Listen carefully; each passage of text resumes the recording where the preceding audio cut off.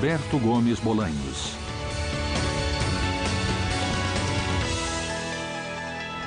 Biografia. Roberto Gomes Bolanhos, o Chaves, escritor, ator, diretor e comediante mexicano, considerado o maior criador de programas e personagens cômicos de seu país e que ultrapassaram todas as fronteiras.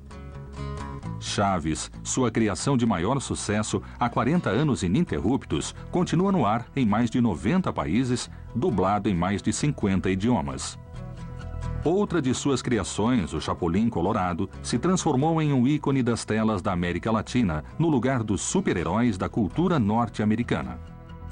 Acho que um de seus grandes feitos foi talvez criar todas aquelas frases que trouxeram personalidade e características que o tornaram inesquecível. Criador de um humor universal sem fronteiras, bem-sucedido no cinema e no teatro, com recordes de bilheteria.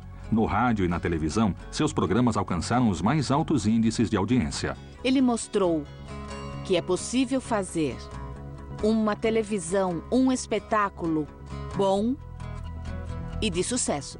Roberto Gomes Bolanhos, um homem bem-sucedido como artista e pessoa, que encontra seu maior reconhecimento no carinho de milhões de pessoas em todo o mundo que idolatram seus programas e personagens, e de sua família, que o admira e respeita como homem. Para mim, ele tem um conteúdo sociológico que não foi assimilado pelas classes intelectuais. Roberto Gomes Bolanhos é o segundo filho de uma família de classe média, nascido em 21 de fevereiro de 1929 na Cidade do México. A característica que me marcou sempre foi o medo desde criança. Lembro que tinha medo de olhar debaixo das camas, como se houvesse algum monstro ou algo assim. E depois de grande piorou, então eu fui brigão, mas era por medo. O pai de Roberto, Francisco Gomes Linares, era um homem talentoso, fã de pintura, teatro, música e recitais. Um pintor que também se tornou um prestigiado ilustrador e retratista. Ele fazia as ilustrações para Universal Ilustrado. Ele também ilustrava contos como, por exemplo, do Martín Luiz Guzmán, um dos maiores e melhores escritores do México. Um homem boêmio de uma intensa vida social que provocou sua morte precoce causada por um derrame cerebral quando seu filho Roberto tinha apenas 6 anos. Ele bebia e vivia rodeado de mulheres bonitas, abusava do absinto e também de algumas outras bebidas fortes. Quando ficou sabendo que o pai dele tinha morrido, ele disse que ficou numa janela porque não acreditava que o pai não voltaria mais. E não voltou. Mas eu queria que voltasse. Mas durante toda a minha vida eu sonhei que a gente se encontrava, conversava e ele dizia, agora tenho que ir. E ia. Sem deixar herança ou ao menos tranquilidade, Francisco Gomes partiu deixando dívidas e surpresas para a família. Quando minha mãe se casou, foi como se fosse nos filmes. Se há alguém que se opõe a esse casamento, que fale agora ou cale-se para sempre. Aí uma mulher falou, eu me oponho. Foi uma confusão na igreja. Por quê? Porque esse filho é dele, e era mesmo. Então, quando meu pai morreu, a mulher voltou e disse, o Dom Paco deve ter deixado alguma coisa para mim. Eu quero dividir. E a minha mãe falou, com prazer, porque ele só deixou dívidas e aos montes. Em decorrência da morte do marido, a mãe de Roberto se dedicou à árdua tarefa de criar seus 3 filhos sozinha, realizando todo tipo de trabalho com uma força notável que moldaria a visão de mundo futura de Roberto. Ela pintava, escrevia. Foi pra gente mãe, pai, irmã, avó, babá, professora, educadora, tudo.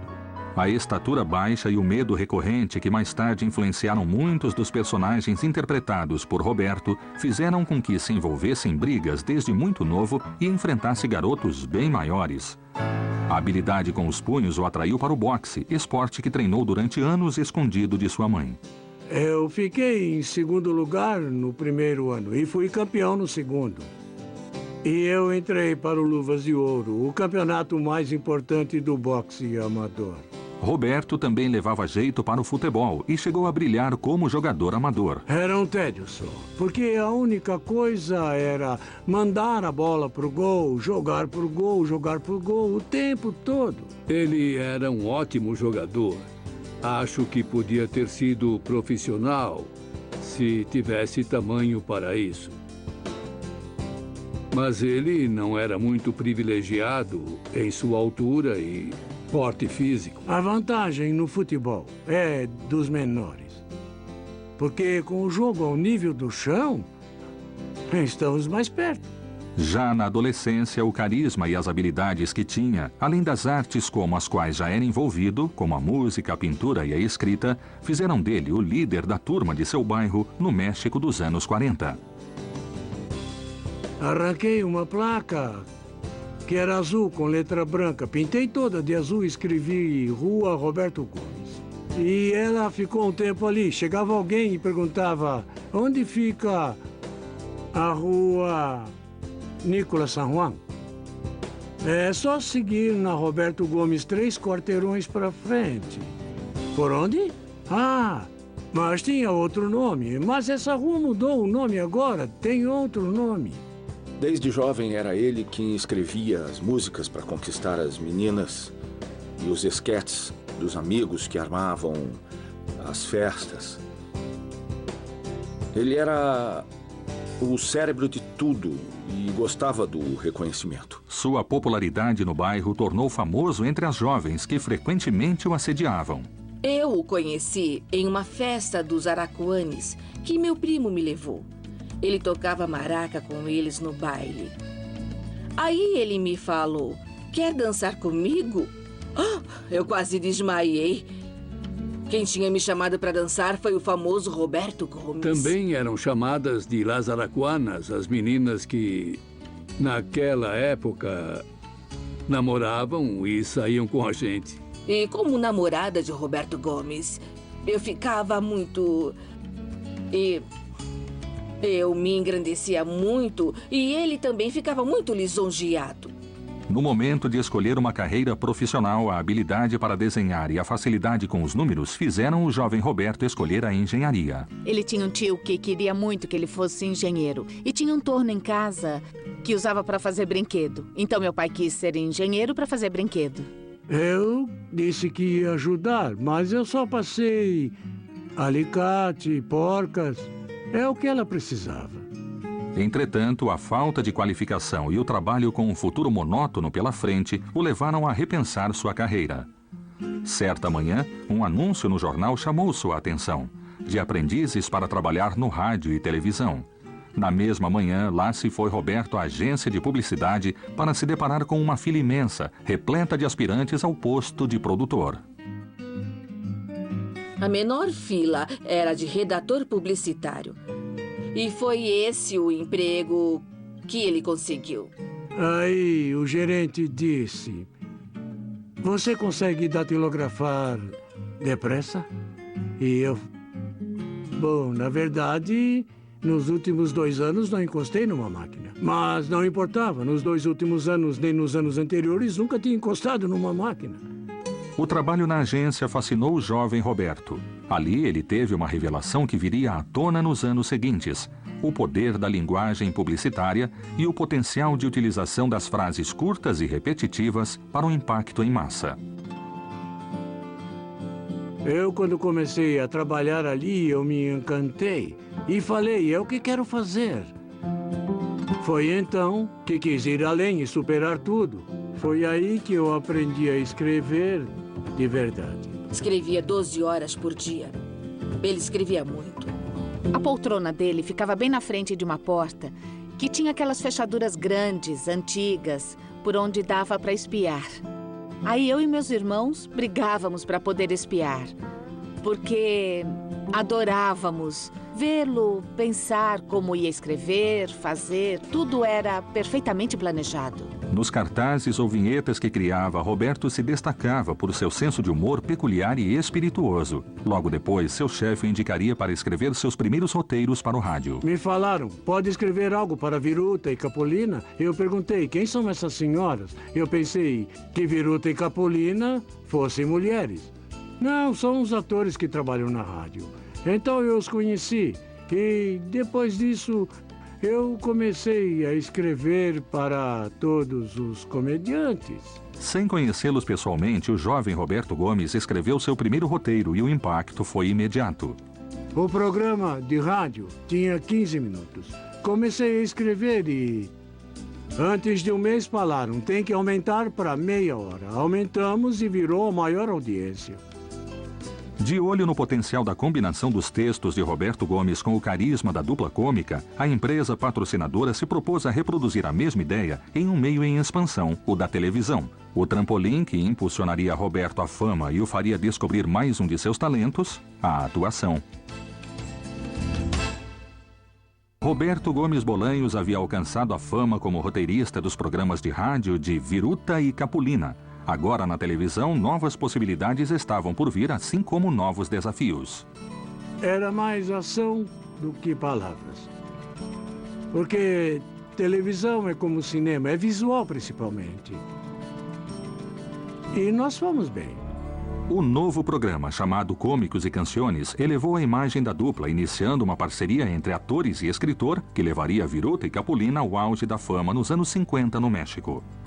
Ele entrou de cabeça naquele trabalho. Ficava muito preocupado com o que ia ganhar. Não queria ser rico. Pelo menos era o que ele me dizia. Vivíamos modestamente. Eu tinha um salário baixo e a gente não ligava muito para isso. Nosso apartamento era bem pequeno. O amor que unia Roberto e Graciela logo deram frutos. 5 meninas e um menino alegrariam a nova casa em que Roberto descobriria outra de suas facetas, a arte de ser um pai dedicado. Meu pai era muito presente e nos fazia rir também bastante. Brincava, explicava várias coisas. Não tinha nem castigo, nem bronca. Ele só falava, você acha certo o que fez? Você acha que isso é legal? E aquilo era pior que qualquer coisa. Meu pai, no Dia dos Mortos, abria a porta de casa e fazia uma fogueira no jardim. Comprava linguiça, petiscos e todos os vizinhos vinham brincar com a gente. Somos uma família unida que vai junto para todo lado e arruma qualquer pretexto para festejar e se reunir. Ele tocava violão e cantava com a gente, fazia umas sessões cantando e tocando violão. Me pedia para fazer a segunda voz e a gente cantava por horas, horas e horas. O meu pai falava, numa boa, me enganei. Tinha razão. Eu errei. E pedia desculpas. Eu nunca ouvi uma das minhas amigas falar que o pai delas pedia desculpas. Para mim, é um sábio.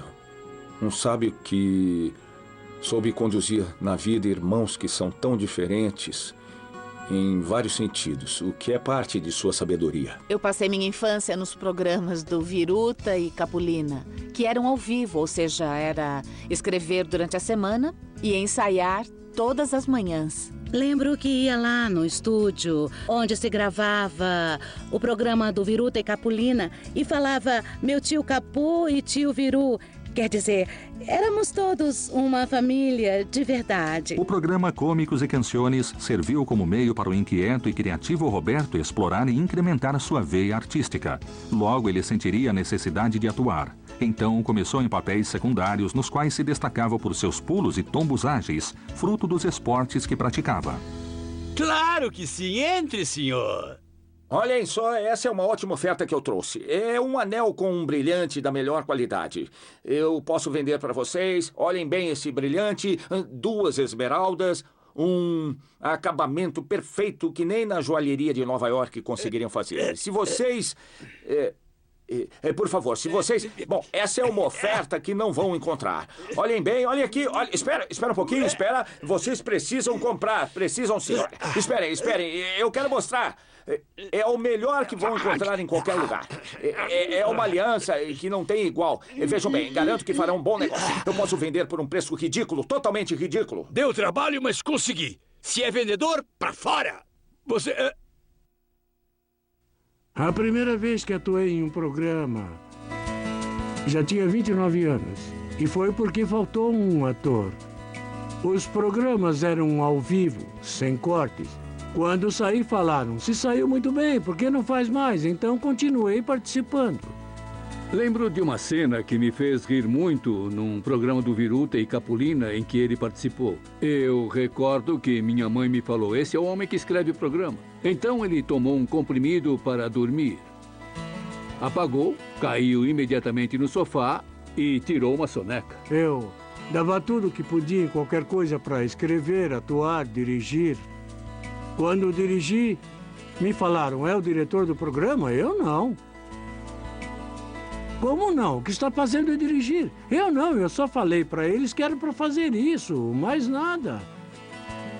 Mas isso é dirigir. Ah, é mesmo? Com Viruta e Capulina, Roberto também teria contato com o cinema em 1958 como roteirista do filme Los Legionários, do diretor Agustín Delgado. O Agustín Delgado falou... Escuta, você é nosso pequeno Shakespeare. Era só um diminutivo de Shakespeare. E ele falava que eu escrevia muito bem, que era um pequeno Shakespeare. Então, no começo, ele e todo o pessoal falavam Shakespearito como um estrangeiro. Todos começaram a me chamar daquele jeito, então castelanizei para Shakespearito. O filme foi um grande sucesso e as consequências instantâneas. Chegou um momento em que Viruta e Capulina se tornaram campeões de audiência, no México e fora do México também. Então, o Roberto sempre foi ótimo nessas coisas. Vendi uns 50 roteiros para vários atores famosos, dos quais tenho ótimas recordações. A maioria das vezes era comédia. Mas também escrevi alguns dramas. Ao mesmo tempo, Roberto continuava sendo o roteirista de televisão mais bem-sucedido. Eu escrevi os 2 programas. E eles disputavam o primeiro lugar na audiência, que era o Cômicos e Canções e El Estúdio de Pedro Vargas. A repetição da estrutura em que somente um personagem contava a piada se tornava uma ideia ultrapassada para Roberto. E ele propôs um jeito novo de fazer humor que, aos poucos, foi aperfeiçoando. O normal era... os humoristas daquela época fazerem as piadas sozinhos. Eu sei porque escrevi para um deles. Não vou falar nomes, mas um dia ele reclamou, não, porque tem uma piada para outro. O humorista aqui sou eu. Nada de piadinhas para os outros. Eles só vão fazer o que eu quero. Quando Capulina começou a se incomodar com a atuação de Chespirito, Roberto aceitou se retirar da frente das câmeras com a condição de que seu crédito como roteirista ao final do programa fosse do tamanho do protagonista. A importância de Gomes Bolanhos para a fórmula do sucesso se fazia cada vez mais necessária. Eu ainda atuei com o Capulina em 2 filmes que eu escrevi. Mas ele se incomodou porque em um deles fiz uma pequena participação. E então toda a equipe me aplaudia. E aí houve uma briga e nós nos separamos. A tensão chegou ao limite até que Roberto Gomes Bolanhos deixou de escrever definitivamente para Capulina em 1968. Após 15 anos de uma parceria tão produtiva, viriam tempos de incertezas na profissão e na vida para o próspero Roberto. Até que um dado momento ele falou, chega de escrever para os outros. Então não escreva para os outros. Quero escrever para mim. Então escreva para você. Em meio a uma crise criativa e um futuro profissional incerto, Roberto recebeu uma terrível notícia. Eu a conhecia e a vi morrer. Estava com ela quando morreu. Eu estava bem ao lado dela. A mãe de Roberto, Elza, morria de um câncer de pâncreas fulminante. Minha mãe nunca viu o Chaves. Nunca viu o Chapolin Colorado. É motivador saber tudo o que ela fez por mim. apesar de não ter tido essa recompensa, que talvez fosse ver o seu filho vencer, e morreu quando eu crescia. Na época, nascia o Canal 8 da empresa Televisión Independente de México, ou TIM, que convidou Roberto para colaborador. Então, com a proposta de uma série e após uma longa seleção de atores, se tornou o protagonista de El Ciudadano Gomes. Era um Quixote que combatia injustiças. Ele consertava os erros dos outros. Era uma mulher que chorava porque tinham feito algo contra ela. Aí ele ia lá ajudar. Mas o programa não deslanchou. Apesar do fracasso de Ciudadano Gomes, o mesmo canal encarregou Roberto de 2 quadros de 10 minutos para o programa Sábados de la Fortuna. Você vai ter 2 ou 3 quadros. Para fazer o quê? O que quiser. Oh, era a grande chance. Era o que sonhava fazer um dia. Fazer o que eu quisesse em um programa. Era só zoeira, muita piada. Eu chegava com um tanque de gás pesado e, na outra mão, uma xícara de café. Aí olhava para a câmera e falava, é como eu gosto de café, bem carregado. Ali, os primeiros personagens de Roberto começavam a tomar forma, com atores que anos depois se tornariam o professor Girafales, interpretado por Rubem Aguirre, o beberrão Alanis, interpretado por Ramon Valdez, e o doutor Chapatin, que Roberto mesmo fazia. A luz acabou em casa e quando subi a escada, vi lá em cima um velhinho no corredor e eu comecei a gritar, quem é esse? Quem é esse? Aí meu pai me abraçou, sou eu. Ele estava montando o personagem Doutor Chapatin. E às vezes eram 8h30 e não tínhamos acabado. Aí a gente sentava, os telefones tocavam sem parar, até que o chefe viu aquilo e o diretor veio falar, é o seguinte, peguem todas as suas coisas, terão um programa só de vocês. O novo programa de Roberto estreou em 14 de outubro de 1970, no horário nobre, às 8 da noite. O nome era La Mesa Quadrada. E o Sábado de la Fortuna. E acabou porque, sem o nosso quadro, não foi para frente. Foi um elogio para nós. O programa rapidamente subiu na audiência e transformou todo o elenco em personagens famosos. E, sem perceber, a vida de Roberto começava a mudar. O Roberto veio me falar, demos autógrafos, estamos importantes, demos autógrafos. Sem imaginar que depois a mão cansaria de tanto dar autógrafo. Apesar da popularidade, Roberto não dormiu no ponto. Sua criatividade era inesgotável e ele estava prestes a criar o personagem que o levaria à fama internacional.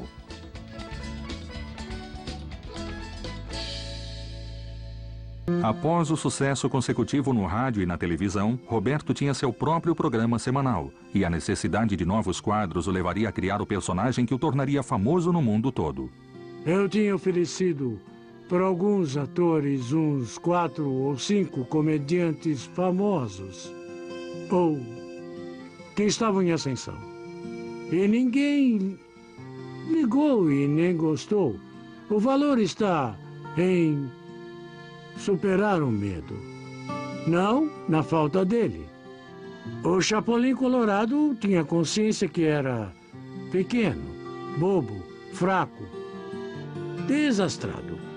Mas, com todas essas deficiências, e acima de tudo o medo que ele demonstrava a todo momento, ele enfrentava o problema. Isso é ser herói. Mas talvez o maior sucesso de Chapolin Colorado tenha sido sua coleção de bordões que as pessoas incorporaram à linguagem cotidiana, primeiro no México e depois em todo o continente. Fiz intencionalmente para procurar pistas no chão. Todos meus movimentos são friamente calculados. Suspeitei desde o princípio. Se aproveitam da minha nobreza. É nessas horas que tem que lembrar daquele velho e sábio ditado. Mais vale prevenir do que 2 voando. A saída temporária de Rubem Aguirre do programa obrigou Roberto a inventar um quadro para substituir o popular dueto que faziam por um novo personagem, um menino pobre, amável e de cortar o coração que ele mesmo interpretaria. Eles gostaram e falaram, legal. ele vai continuar. E deu certo. O Chaves foi um grande estouro. Tinha que ser o Chaves! Foi sem querer querendo. Não se misture com essa gentalha. Sim, mamãe. Gentalha, gentalha! Toma! Só não te dou outra porque... Sem pretensão, Roberto Gomes Bolanhos criou, com o Chaves, um fenômeno de fortes raízes sociais que se espalhou por toda a América Latina. As pessoas do Brasil associam o Chaves, não Chavo, como original, a um menino da favela. No Peru, é a criança deles. Todo o país tem o seu Chaves, porque ele é o típico menino pobre que podemos encontrar na periferia de Buenos Aires, na Argentina, em Tegucigalpa, Honduras ou de El Salvador. A vizinhança é o núcleo de uma comunidade e ele soube aproveitar isso. Com o Chaves do 8, nome que faz referência ao canal que transmitia, Roberto também realizou uma de suas principais propostas na televisão humorística, criar um grupo de atores em que todos atuassem por igual, gerando um impacto profundo sobre o telespectador. O Roberto tratava todos iguais. Por exemplo, no roteiro, às vezes o programa era todo da Maria Antonieta de Las Nieves. Às vezes era todo do Ramon ou o meu. Todos participávamos por igual em relação às piadas ou aos diálogos que tínhamos. O Chaves sem os demais não teria o valor que tem em conjunto. E se analisar a estrutura de um bloco ou de um programa inteiro do Chaves, vai ver que a participação dele não é tão grande assim. É uma dinâmica de equipe enorme. Entre todo o elenco, um é completamente diferente do outro. Então, eu era a peça que faltava. Tinha a Maria Antonieta jovem e pequena, e eu era jovem e mais alta. E a Angelines, que era alta e mais madura. E os homens a mesma coisa. Escrever e atuar passou a não ser suficiente para o processo de criação. A visão periférica de Roberto Gomes Bolanhos e do meio audiovisual logo levaram a tomar as rédeas de suas produções, também como diretor. Ele sempre foi inimigo do teleprompter. Ele não gostava de ponto eletrônico e por isso o programa acontecia mais solto, mais natural. Uma das coisas que aprendi foi a não improvisar na gravação. Se qualquer um do elenco pensasse em alguma piada, tinha sempre que mostrar durante o ensaio. O jeito com as mãos, a gesticulação, eu inventei. Porque eu queria destacar a altura do Roberto e da minha. Sabia que ainda falam que você é desse tamanho e eu... Estamos loucos? É que o improviso tinha que seguir 3 premissas. Que fosse apropriado para o momento em que a cena estivesse sendo feita. Apropriado para o personagem. E que fosse bom. O Roberto tem um senso, conhece a televisão de uma maneira incrível, conhece muito bem. Era uma coisa absurda, ele dava praticamente tudo pronto para o cenógrafo. E com base no desenho que ele fazia em casa, era feito todo o plano cênico. Então, quando chegava no estúdio para gravar, já tinha tudo resolvido. Eu dirigia com muito rigor e efetividade, mas sem força nem abuso. Sempre tratei as pessoas bem. Eu lembro ter gritado em 25 anos de programa umas 3 ou 4 vezes. Porque antes era costume os jovens escutarem os adultos. Porque aprendíamos com eles.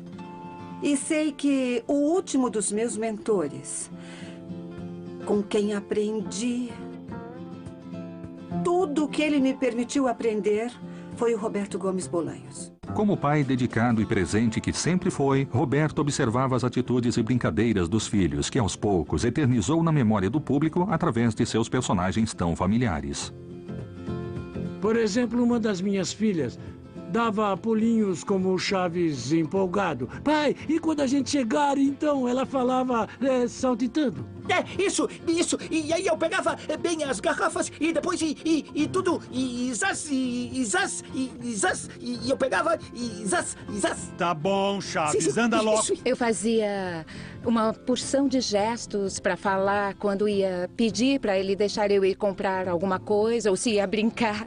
E aquilo chamava a atenção dele. Minha outra filha repetiu uma coisa que acho que era da escola. Quando uma coisa a incomodava, ela falava, isso me dá coisas. E eu usei no Dr. Chapatin. Eu fazia aquilo quando era pequena. Por isso que o Chapatin também fazia. Meu pai sempre foi muito próximo. Não só da gente, dos filhos, mas também dos sobrinhos e dos jovens da família. Teve uma vez que ele saiu correndo da gravação e chegou vestido de Chaves. E foi chocante. Chocante no bom sentido. Porque eu sabia que meu pai era o Chaves, eu via na televisão. Vê-lo entrar em casa de Chaves. Eu era uma criança fanática pelo Chaves. E foi lindo. Eu lembro que aquilo me emocionou muito. A popularidade do programa mexeu com a concorrência e Roberto se viu tentado a mudar de emissora. Emílio Azcárraga Milmo, dono da Telesistema Mexicano, ofereceu a ele uma quantia exorbitante. Ele falou, não, espera. Não posso porque tem um contrato em vigência. Por fim, Azcárraga não teve mais que esperar Roberto encerrar seu contrato, já que logo houve a fusão do Telesistema Mexicano com a TIM para o nascimento da poderosa Televisa. Anos depois, o seu Azcárraga reconheceu o fato dele não ter abandonado quem tinha lhe dado a chance de sua vida. Várias coisas me marcaram, e uma delas, a principal de todas, era a enorme sinceridade que ele transmitia para você. Ao falar, ao tratar com ele, era um homem... É o cara mais modesto que já conheci em toda a minha vida. Um homem de verdade. Os programas do Roberto seguiram no mesmo horário no Canal 8 e Canal 2, mantendo seu primeiro lugar em audiência. E o Chaves do 8 se tornou somente o Chaves, um fato decisivo que abriu o mercado internacional para a Televisa. Uma coisa que nos orgulha bastante, e muita gente não sabe, é que o Chapulin Colorado foi o primeiro programa mexicano a se tornar internacional. A Guatemala foi o primeiro país a comprar a série, e o Equador o primeiro na América do Sul. Com exceção de Cuba, se espalhou por todos os demais países do continente, incluindo os Estados Unidos. Seus programas foram dublados em mais de 50 idiomas e sucesso em nações distantes e culturalmente diferentes, como China, Japão, Itália e Angola, entre muitas outras. O Chaves, com certeza, para mim, é o grande ícone do Roberto E eu também diria que é o nosso Mickey Mouse, sem dúvida. Por fim, alcançaria a fama. E os programas de televisão não eram suficientes. As pessoas queriam ver Roberto ao vivo. Então, começaram as turnês, primeiro pelas cidades do interior do México. Podem fazer uma apresentação em Xochimilco, aqui perto? Com o Chapulin Colorado? Sim? Nós fomos lá e quanta gente... E nós acabamos, todos vieram. E fiquei com medo. Então, saí correndo e eles me perseguiram. Eu caí e a polícia teve que me tirar de lá, porque vieram em cima de mim. Depois eu entendi que era puro carinho, mas puro carinho também pode matar. O Roberto não quis que as pessoas vissem o mesmo que na televisão. Então mudou toda a apresentação. Acho que as pessoas iam mais para nos ver como atores do que para nos ver atuar. Para mim era fácil falar e abraçar meu pai porque ele estava perto de mim. Mas eu não entendia por que as pessoas faziam aquele alvoroço para se aproximarem dele. A popularidade do programa fora de seu país o levou a turnês internacionais. Quanto mais ao sul do continente, maiores as multidões. Entretanto, conforme a fama crescia, na vida pessoal de Roberto, seu casamento ia por água abaixo. A vida de Roberto começava a mudar. Ao passo que as viagens a trabalho longe da família se tornavam mais frequentes e longas, a difusão de seus programas o tornariam uma figura pública, chamado a todos os países da América Latina. quando falei com um produtor chileno, Valentim Pimstein. Me falaram de ir para o Chile. Devo ir? Ele respondeu, a questão não é essa, deve se cuidar, porque vai ter uma baita multidão. Foi num lugar da América Central que quebraram o vidro. Empurraram o vidro da porta no aeroporto, a hora em que viram ele sair. Eu fiquei assustada. O avião não podia pousar porque as pessoas invadiram a pista. Estavam esperando numa boa. Mas quando falaram que o avião tinha chegado, eles jogaram os policiais para o lado e invadiram. O avião teve de subir de novo. Ele se escondia. E não gostava. Falava, não gosto disso. Sou uma pessoa de carne e osso, como qualquer ser humano. Entretanto, no auge do trabalho e da popularidade mundial, a distância do lar e as tentações da fama começaram a afastar Roberto e Graciela. Foi quando a gente começou a ter consciência que realmente tinha virado um fenômeno. Mas era uma coisa que internamente, em casa, significava a ausência dele junto à família. O meu problema com a Graciela, a minha primeira esposa, foi infidelidade, eu reconheço. Formava um casal perfeito. Mas houve um distanciamento entre eles e todos nós percebemos. Pode ter sido a atividade artística. Eu fazia muita turnê e a gente não se via. Várias coisas. Não existe família perfeita, nem avós perfeitos, nem pais perfeitos. A gente precisa superar o que acontece na vida. E foi assim com a nossa família. Faz uns 34, 35 ou 40 anos. Era um outro mundo, era. Então, era tudo muito mais discreto, mas nós fomos muito atacados, vítimas da mídia, de tudo.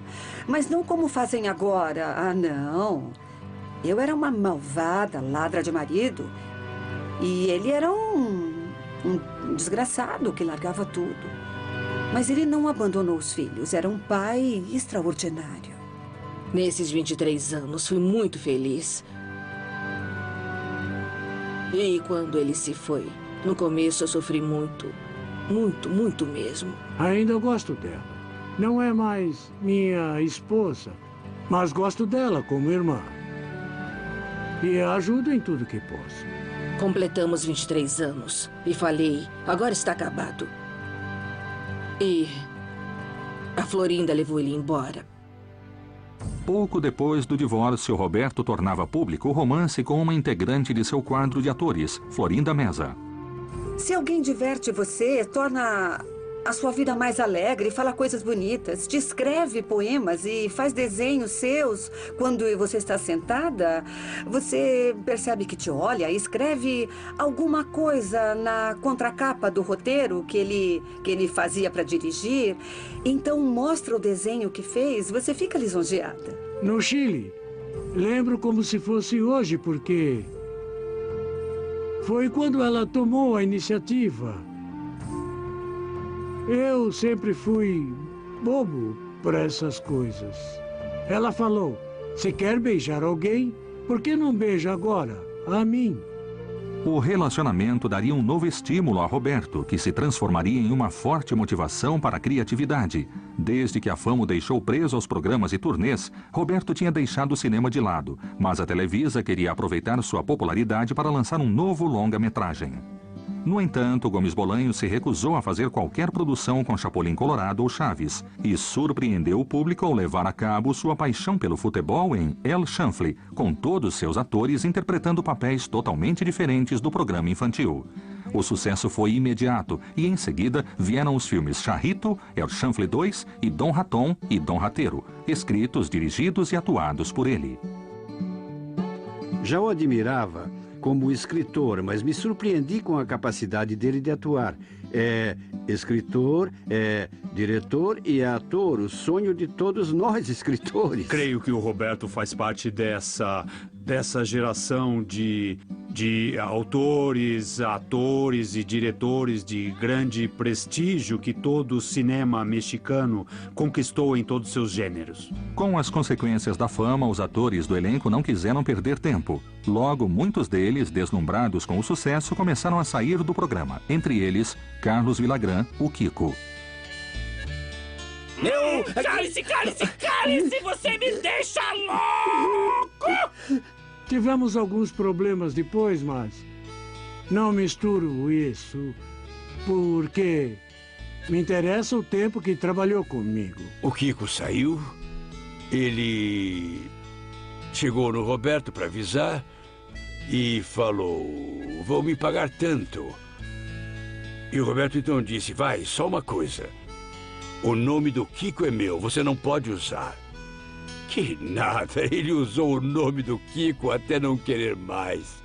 Pois é, coisas da vida. Outros membros do elenco morreram durante os anos de duração do programa, como Chato Padilha e Angelines Fernandes. Mas sem dúvida a perda irreparável mais sentida foi a de Ramon Valdés, que faleceu devido a um câncer de estômago, consequência de seus anos de excessos. No Brasil, há sites inteiros só dele. É quase uma religião do Ramon Valdés. É um ícone. Me atreveria a dizer que é até maior que o Chaves. E o meu pai adorava escrever para ele. Ele se divertia fazendo isso. Entretanto, graças ao apoio de Florinda Meza, Roberto se voltaria ao teatro, uma pendência em sua lista de sucessos. A Florinda falou por que não aumenta o papel do motorista. Então você o interpreta. E montamos a peça. A peça 11/12, o maior sucesso na história do teatro mexicano, chegou a mais de 3.200 apresentações, incluindo turnês e temporadas curtas pelo México e exterior. Me dava coisas porque eu entrava no palco e era tanto aplauso que não conseguia começar a peça. Então falava, que horas posso começar? Eu precisava começar. E às vezes eu tinha que me impor para conseguir. A peça 11/12 também serviu como uma despedida honrada para Roberto se manter em evidência diante do público e a imprensa, e do surpreendente final de seus programas na televisão. A Televisa, para surpresa de todos, tinha tomado a decisão de mudar o programa de seu horário habitual. O sonho chegava ao fim para Roberto. Se não tem um horário especial, esquece. Falei para o meu amigo Azcárraga Milmo. Faltavam 10 ou 12 dias para completar 25 anos. E por que você não me avisou? Porque eu não imaginei que fosse fazer isso. Foi quando ligaram da TV Azteca e de Miami, de Los Angeles. Falaram pra gente que pagariam o que fosse para que continuássemos trabalhando. E o Roberto disse, não, acabou. Acabou. Roberto decidiu encerrar o programa. Na opinião dele, Chaves e Chapolin Colorado deveriam parar antes de decepcionar o público. Aos 66 anos, ele não conseguia mais fazer as mesmas piruetas, sem contar a ausência cada vez mais notória do elenco. Ele se viu na televisão e falou, não posso mais fazer o Chaves. Não dá mais. O Chapolin Colorado exigia habilidade física que, com os anos, começou a se tornar mais difícil. Desde o estouro internacional, 25 anos antes, a exibição dos episódios de Chaves e Chapolin Colorado continuou sempre ao menos em 10 países, de lá para cá. Um recorde mundial de 40 anos consecutivos no ar. Há uma espécie de vazio entre 95 e 2000, pelo menos no México. Depois começaram a passar o programa com reexibição dos episódios e, de 2000 para cá, começamos a ver um tipo de auge no México e, novamente, na América Central e do Sul. Tem um canal no Brasil que exibiu o Chaves 5 horas por dia. Porque precisava de audiência. A coisa ficou feia, então colocaram o Chaves 5 horas por dia. E em seguida a audiência voltou. Além de gravar 3 discos com as vozes de seu elenco e músicas de sua autoria, Roberto escreveu 3 livros. O legado de Roberto é imenso, seu acervo criativo é de um homem renascentista, e ainda assim são as pessoas ao seu lado que mais colhem seus frutos. Roberto é meu mestre, meu mentor. meu amigo. Tenho um carinho especial por ele, por tudo aquilo que ele fez por mim, como compartilhar comigo não somente as coisas que sabe, são muitas, como também sua família e o prazer de ter trabalhado com ele durante todo esse tempo. Um criador incansável que aproveitou os últimos momentos do rádio, o nascimento da televisão e o auge do cinema mexicano para fazer uma comédia universal, um humor livre e para todas as idades. Nossos intelectuais que não querem ter nada a ver ou não quiseram se envolver nessa época com a televisão, que alguns chamavam de caixa de idiota, perderam a chance de ver muitos programas inteligentes como os de Roberto, bem mais profundos do que parecem. Acho que para o público em geral, ele deixa a mensagem de que é possível na vida divertir-se com coisas muito simples mesmo, que as pessoas podem estar em família de uma maneira agradável e terem uma referência que une todo um continente. Sempre foi muito claro o seu desejo. Sabia que atingia milhões de pessoas e não queria criar dano social. E isso não tem preço numa pessoa. Um pilar indiscutível da televisão mexicana, que abriu as portas do mercado internacional e formou, com seus gêneros e formatos, uma escola humorística e de obras de qualidade. Na minha carreira, queria ser como ele. Claro que não consegui, porque ele é o número 1. Além da televisão, Roberto Gomes Bolanhos deixou no cinema e no teatro mexicano recordes históricos de bilheteria, apesar de nunca haver recebido prêmios ou reconhecimento da crítica mexicana. Ele é um artista nato. Da ponta do dedão do pé ao último fio de cabelo que tem na cabeça. Sem dúvida, ele é um artista completo. Para Roberto, o único prêmio que obteve através de seus programas, obras e filmes é o carinho e reconhecimento do público. O Roberto é um verdadeiro comediante de sucesso internacional. No México, eu acho que não há outro. Eu não tenho dúvida que ele seja o personagem mais importante da história da televisão e em espanhol de todo o mundo. Eu penso que para o público ele vai deixar o grande e imenso sabor do sorriso, o quanto a vida é boa, o quanto ela é boa e bela. O bem sempre vence. Esse é o legado. O bem é aquele que vence sempre. Isso alimentará a minha mente, a minha imaginação, com lembranças lindas. E como diria o Chaves, no caso de uma inflação de felicidade. Eu que ia chegando tranquilo ao final da minha vida terrena, comecei a duvidar. Será que não há refúgio para a alma? Que morrer é deixar de existir? Será que a existência não tem a transcendência que me fizeram acreditar? Não, isso não. Por favor, eu com meu livre-arbítrio me atrevo a dizer: Deus, deve haver um erro. E me perdoe, Senhor, se com isso te incomodo. Entretanto, de algum jeito preciso falar. Não me venha falar que aqui acaba tudo.